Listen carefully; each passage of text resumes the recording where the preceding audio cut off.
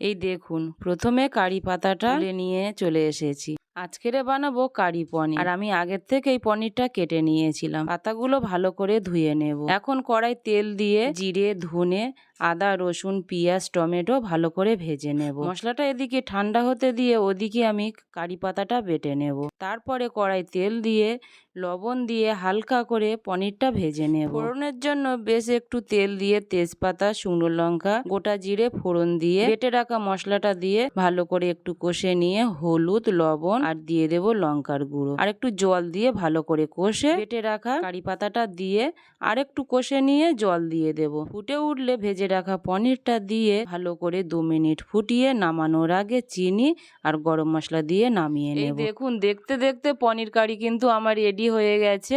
আর এটা কিন্তু রুটি বা পরোটার সাথে খেতে বেশ ভালো লাগবে। আর ভিডিওটি যদি ভালো লাগে অবশ্যই কমেন্ট করবেন।